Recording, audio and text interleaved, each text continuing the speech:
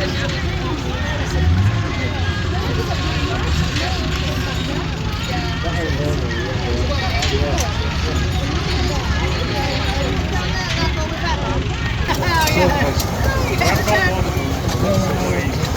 person we're going to welcome up, I believe is the old rover right at the bottom. Do you want to come up?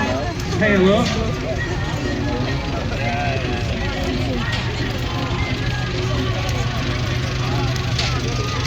Quite a prestigious vehicle this back in the day.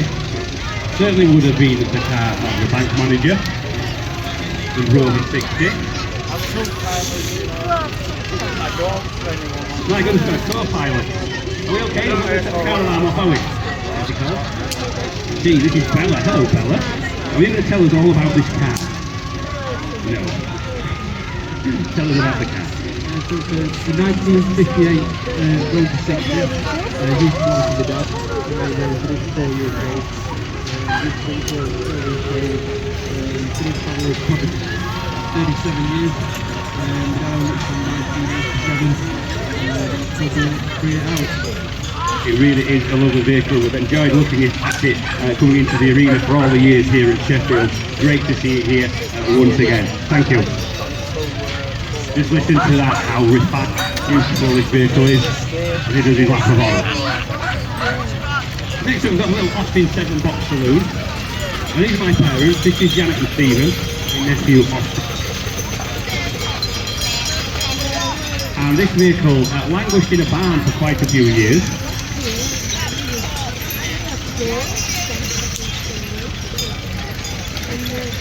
So this vehicle, 1934, making it 90 years old next month.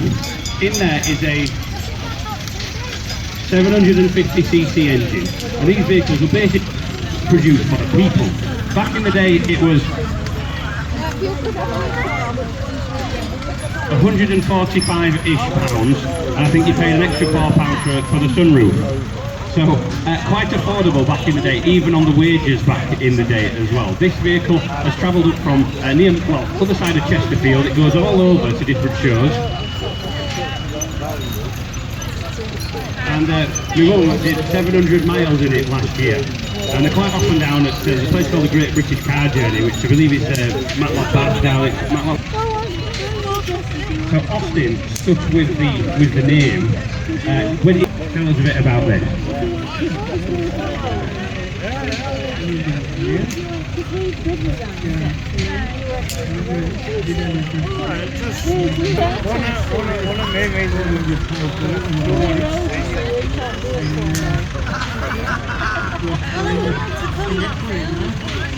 It really is lovely, is this one. And despite the horrors of COVID and what went on over those years, actually there was a lot of projects got done and a lot of things were dragged out of the hedge bottom, put into shed. So we've had the Austin 7 box saloon. We've got another Austin 7, a different derivative this time. Tell us about what we've got here.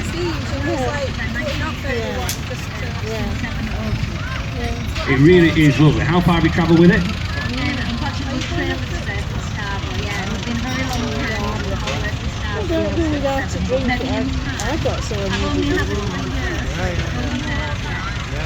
Wow, so come all the way from Scarborough, and even on a trailer though, quite a hell of a run, isn't it, from Scarborough right over here. Great to see you here. Thank you for fetching it into the arena. We're going to get a drink.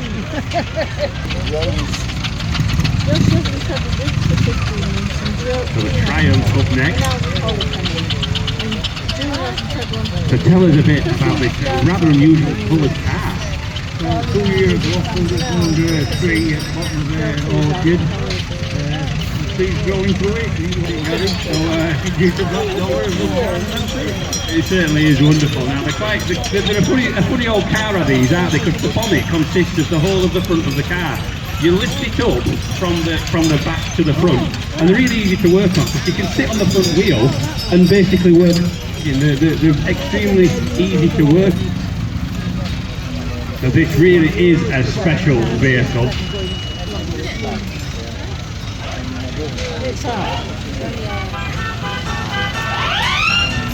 Tell us a little bit about this. Now the engine seems to be on the outside.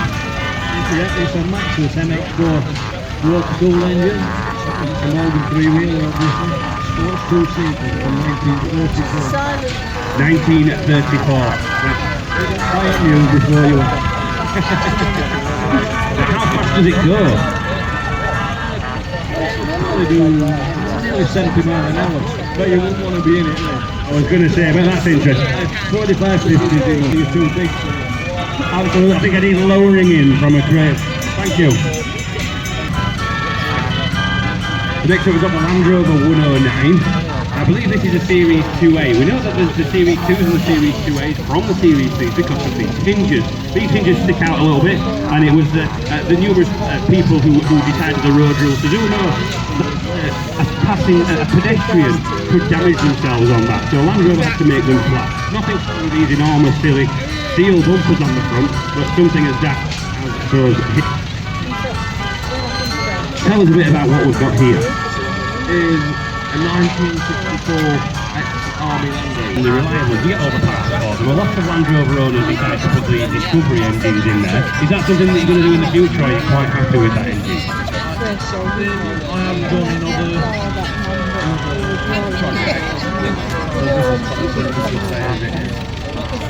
Great stuff. And in there, in the Land Rover, you've got actually 3 gear sticks. You've got your standard one, you've got your red one that you pull back. In this case, it's black, isn't it? And that puts it into 4-wheel drive. And then no, that puts it into low box. And then you stamp on the yellow one that puts it into 4-wheel drive. Saloon. This was registered in March 1938. This is a pre-war example of Austin's long-running Cambridge family of saloons. The 1,141cc car is in very good condition.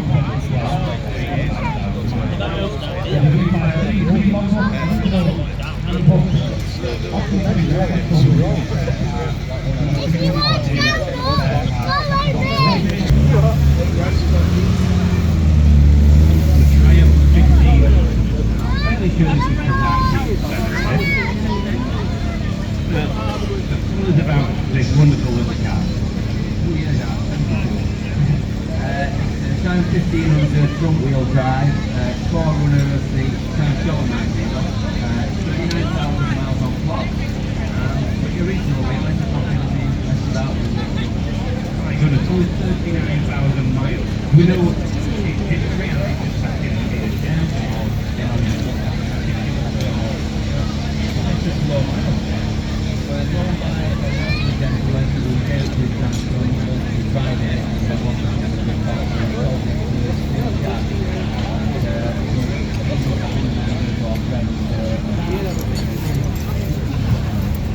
Really good.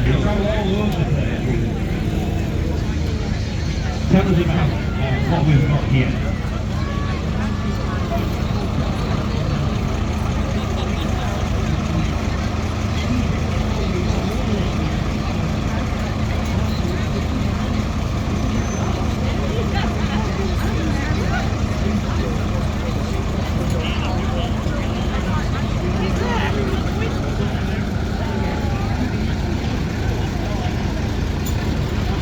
You're the driver, is that correct?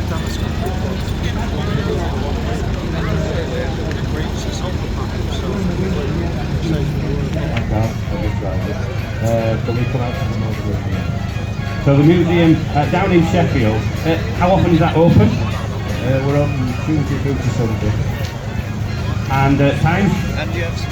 10 o'clock while 4 through the week. Quite a few. Right, and yes, if you do fancy seeing this car up close to the person, and no doubt a lot of other exhibits as well, that's the place to pop, which is only a few miles down the road as well. Now, am I right in saying that this is one of a kind? This is the only one, or one of only a handful? There's only 3 cars still in existence. This is the last car designed as a prototype, and it was owned by the secretary of Fitzwilliam. Wow, now, from what I can remember, Fitzwilliam, was that somewhere down Elsica Way in Barnsley? Yes, they had Wentworth Woodhouse, the big house, and Elsica Lane.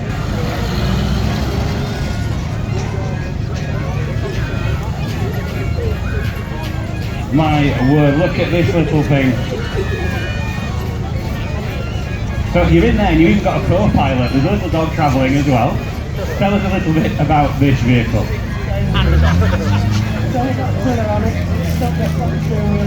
No pedals, got to be a satisfaction to drive one of these. These are very, very good. What year is it? It was issued to those, and it's basically the disabled carts that you see about the place, the battery cart. This was the first thing, but it's capable of going